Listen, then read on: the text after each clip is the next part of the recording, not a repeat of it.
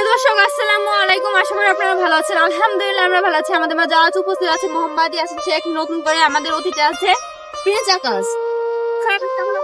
আসসালামু আলাইকুম। আলহামদুলিল্লাহ ভালো আছি। ভাই আপনি কেমন আছেন? আসসালামু আলাইকুম। আলহামদুলিল্লাহ ভালো আছি। মোহাম্মদ ইয়াসিন স্যারের কাছে তো অনেক কিছু আমরা শুনছি বা বুঝছি, এখন আমি চলে যাব নতুন অতিথির কাছে, প্রিন্স আকাশের কাছে। ভাইয়া আপনার কি কোনো শখের নারী ছিল বা কিছু আছে?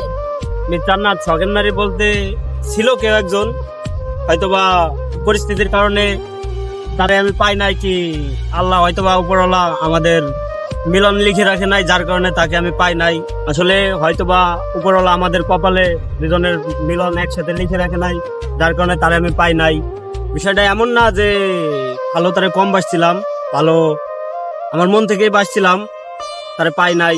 হয়তোবা সে আমারে চাই নাই, আমি তারে চাইছিলাম, কিন্তু সে আমারে চাই নাই বিদায় আমি তারে পাই নাই, যার কারণে আজকে সে এক জায়গা, অন্য সংসারে, আমি আর এক জায়গা, মানে ছিন্ন বিচ্ছিন্ন আমাদের মাঝে।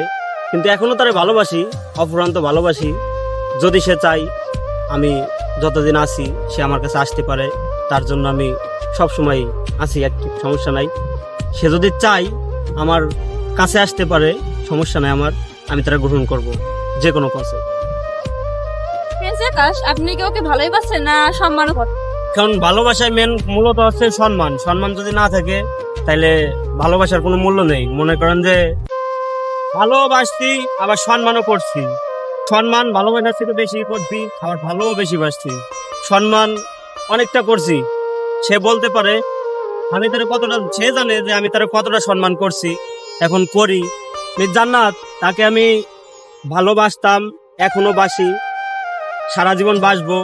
তার যে স্থানটা দিছি সেই স্থানে সে আছে এবং থাকবে, সারা জীবন তারে রাখবো সেই স্থান। তার স্থান কেউ নিতে পারবে না। সে যদি চাই আমার কাছে নির্দ্বিধায় আসতে পারে, আমার কোনো সমস্যা নেই। প্রিয় দর্শক, আজ প্রিন্স আকাশ যে কথাগুলো বলছে বা তুলে ধরছে, আশা করি আপনারা এই কথা মাথায় রাখবেন। সুস্থ থাকবেন, ভালো থাকবেন, লাইক কমেন্ট শেয়ার করে আমাদের পাশে থাকবেন। আল্লাহ হাফেজ।